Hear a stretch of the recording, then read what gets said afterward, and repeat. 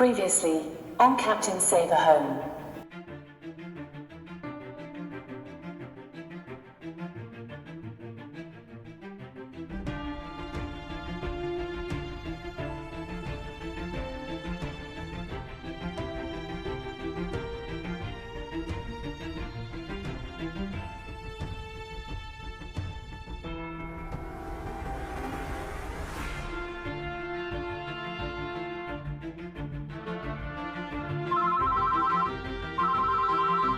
Yes, Mum.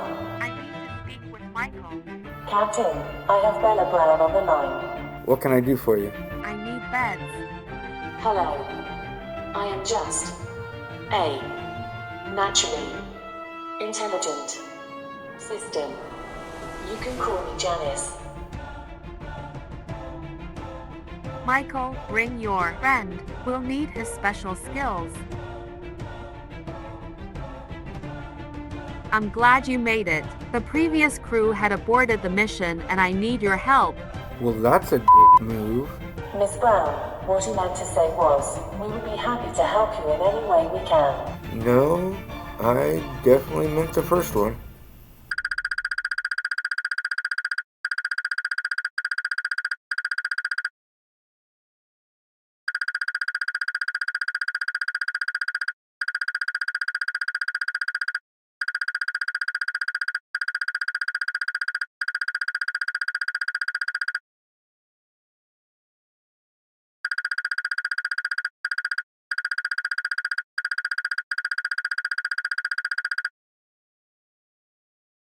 Well, here's an interesting situation. The crew that started this project has since left the project, and the homeowner requested that I finish this. And of course, in true hero fashion, I accepted. There's going to be quite a few things here to do. As you can see along here, that's somewhat of a crown molding type design at the top of the ceiling. We're going to replicate here and stop at the door. There will be several installments on this project, which will also include drywall finishing, painting, baseboards, and window coverings. It's pretty much overall because a finished project at this point. We're not going to finish unless we get started.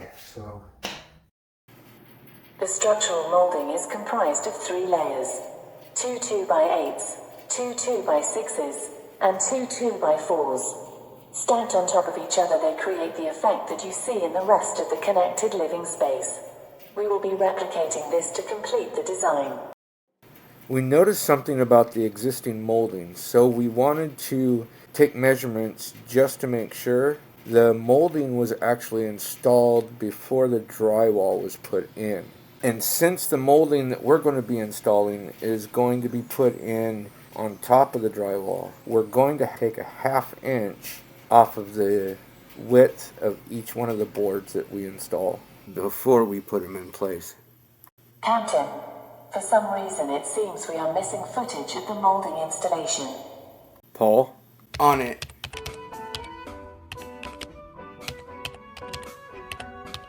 Looks like this will be the best I can do.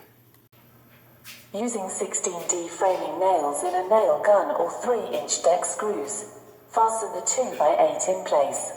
Follow the screw pattern of the drywall and install 3 screws or nails at each stud.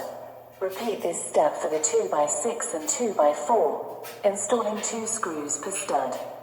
And right past the door, we cut the ends at a 45-degree angle. That way it would mimic the elements on the opposite side of the room. Our next steps consist of measuring, cutting, and installing the drywall. and we're looking at 3 inches, looking a little over 3 inches, looking a little over 3 inches.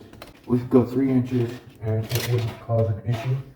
So I'm just going to make several pieces that are 3 inches wide, and then we'll get those installed. With the cutting and installing of drywall, it doesn't have to be perfect. It has to be at least close. So if you're off by a 1/4 of an inch, you should be fine. Having the perfect cut isn't necessary, but it is helpful. There are going to be a lot of these, so making a bunch of them up at the same time is not going to be a bad thing. At least if we have them all made and we can keep the momentum going. We're at 3 inches. If the area that's being covered is 3 inches, as long as the piece is not over 3 inches, we'll be fine. We have 25 feet that we need to go across. Each piece is 4 foot long, so we'll need 18 strips. You would typically be required to follow a 6-inch screw pattern along the seams and edges, and a 12-inch screw pattern on studs within the field of the drywall. However, due to the nature of the thin strips, that would not be possible. Instead, a 12-inch screw pattern on one edge and an alternating 12-inch screw pattern on the other edge is acceptable. This will give the drywall strips enough stability while being able to avoid damaging them. If more stability is required, choosing corner bead that is installed with nails will help secure the edges of the strips even further. The drywall pieces that are being installed on the side are only about 1.5 inches wide. So these strips are going to be even more sensitive to the screw patterns that you put in. We suggest that you only put in one straight line of screws and try to minimize the screw pattern to a 12-inch center. That way you don't blow out any of the strips. After installing the drywall, we noticed a slight curve to the crown molding due to the new wall not being straight. If the curve was noticeable prior to the drywall, we would have used drywall shims to plane out the issue. Instead, we are using 1/4-inch drywall to correct the concave locations. However, we will still need to address this issue when we begin working on the wall. In the meantime, we're ready to start taping the seams. Due to any gaps between drywall seams and corners, applying the joint compound in those locations alone would cause cracking along those gaps. The tape is there to strengthen those locations, which will minimize the possibility of cracking. As a result, it allows for cleaner inside corners and smoother, more consistent wall surfaces. Usually what I like to do, regardless if it's mesh tape or paper tape, is I like to put a little bit of a bead of the mud along the corners and the seams, and then put the tape in. Drywall mesh tape has an adhesive backing suitable for holding the tape in place while covering the seams. However, the adhesive isn't strong enough to hold the tape in place and does not fold well around corners. Paper tape has a seam along the center of the surface, allowing it to fold easily. However, it does not have an adhesive backing to hold it in place while covering the seams and corners. A small bead of joint compound along the inside corner will allow the mesh tape to hold in place. Then apply a coat over the tape. For the paper tape, apply the joint compound over the whole area that the tape will cover before applying the tape. As you're applying the paper tape, you'll want to drag your mud knife across the top of the tape to allow any of the excess joint compound to come out from underneath the tape, so that way the tape itself is able to draw closer to the drywall. For this particular step, you want to use a taping and topping joint compound. Taping and topping joint compound is flexible and has better permeation while taping seams, allowing for the tape to hold closer to the drywall surface. General purpose joint compound would require diluting the material to perform in a similar manner. The thing is, it's going to come out of the container with bubbles. You're going to want to mix it around a little bit, kind of get some of those bubbles out of the way. So we're just going to mix it in the pan as we go. And this will give us a little time in between batches. Since we are using a pre-mixed compound, it will stay workable for a long period of time, allowing us to do small sections at a time. However, if you have the ability, it is advised to apply the tape in longer intervals for better efficiency. The previous crew installed some of the crown molding and did wrap the drywall around it before leaving the job site. There's some taping already done. And in this case, they're using mesh tape. I'm just going to go ahead and go over what's already here, but there's nothing really holding it in place except for the adhesive of the tape. But with the tape that's already here, I'm just going to mud over it. One of the downsides to taking over a job site from another crew is determining what they did, how they did it, why they did it that way, and how to move forward. In some cases the process is wrong, lacks the quality required, or just annoying. Well, now that it sounds like the previous crew has pissed J.A.N.I.S off, it's time to start working on the corner bead. There are several configurations of corner bead to choose from: metal, paper, composite, and vinyl, square and bullnose, nail in and tape in. Determine the material, shape, and application that best matches the surrounding environment. We have chosen the vinyl bullnose corner bead with a nail in application. This matches the design in the surrounding environment as well as it giving us more stability along the installed drywall edges. Installing a nail-in corner bead can be kind of tricky, especially if you're trying to do it overhead. You want to make sure that the strip of corner bead stays straight throughout its whole length. Use drywall nails to fasten one end at the top. Put a couple more along the middle, and then put another nail along the other end at the top. In the process, make sure that you're still straight, and then match the round to anything that you have existing alongside it before you start nailing in the bottom side. And you want to match the location of the nails on the bottom side that you have on the top side to avoid any twisting or warping. Now, mind you, putting these in is a whole lot easier with two people. It is a bit of a struggle doing it by yourself, but with the ladder there, it does help a little bit, but not enough to make it effortless. If installation is being done by yourself, start with one nail loosely installed on the top edge of one end. Make sure that the material is pulled tight and lined up straight before installing nails 2 feet apart until you reach the other end. Place the remaining nails on the top edge, starting from the second end, until you finish at the first nail you installed. Complete the bottom edge by matching the nail locations from the top edge. When installing a corner bead next to another one, pay close attention to the ends. Make sure they match up completely when you're setting them in. If not, you're going to have issues trying to get that to line up when you're dealing with the mud. There have been a few times where I've come up behind other people that have installed the corner bead and it wasn't lined up right, and I've had to either shape the ends to fit and match by basically carving the ends, and even have had to take whole pieces out just to start over again. When joining two corners together, the corner bead should be cut at a 45-degree angle on both pieces to minimize the gap as much as possible. If a third corner is also present, it is acceptable for that piece to be installed with a straight cut. Pay close attention to the installation of short pieces, as lining them up with the corner may cause them to bind, crimp, or create an unwanted slope. Here we have gaps between the corner bead, and what we're going to do is we're going to fill those in and then shape them out once everything dries. First, what we'll do is kind of take a little drywall tape, stuff that in the hole there, and kind of fill it in most of the way. Don't let it stick out. Just enough to fill it in a little bit, because we don't want the mud to crack when it dries. And it will crack while it's drying if the gap and the area is too big. And we'll take our mud. In this case, it's 5-minute mud.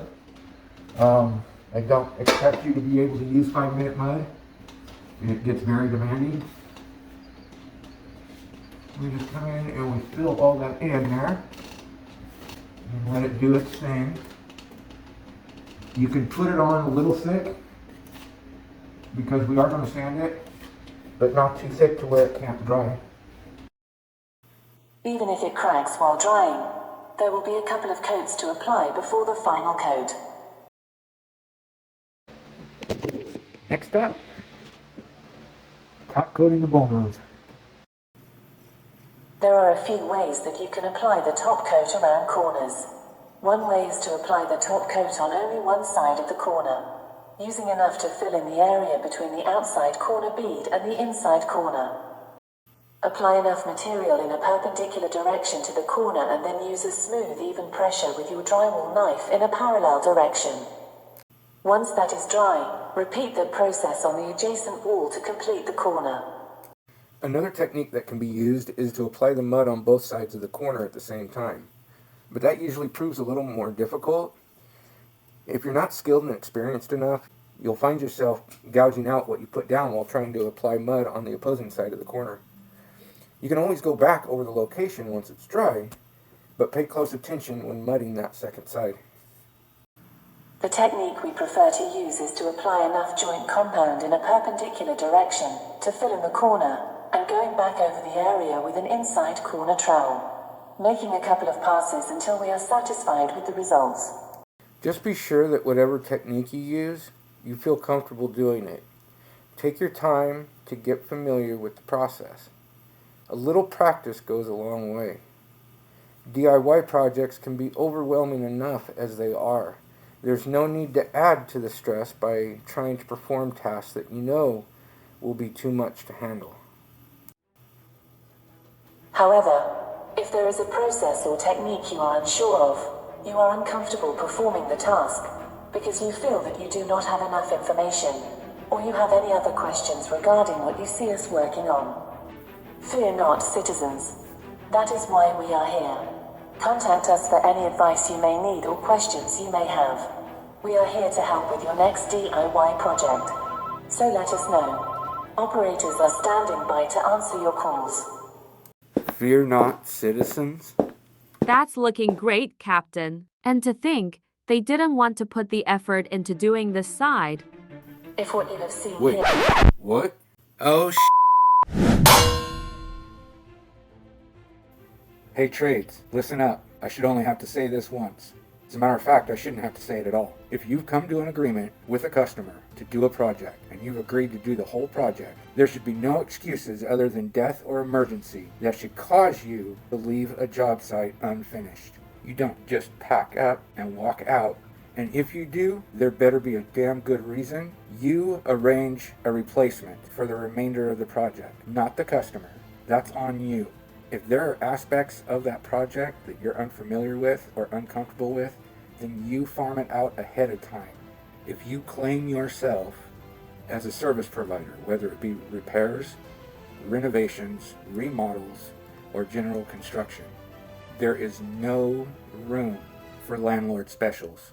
When you're done with a step or an aspect of the project, you check, double check, and triple check your work and the work of your crew before moving on to the next step. If your scheduling can't handle it, then don't double book. Don't leave a job for another job. If these are your typical business practices, you should be ashamed of yourself. Treat every project like you're doing it for your mother, your grandmother, or even your daughter. Remember, it's all about word of mouth and integrity. Do better. Damn! I'm off my soapbox now, so it's all yours, J.A.N.I.S. Thank you, Captain. If what you have seen here was helpful, intriguing, or entertaining, please like us, share with your friends, and subscribe to get the latest content. And leave a comment below. We look forward to hearing from you.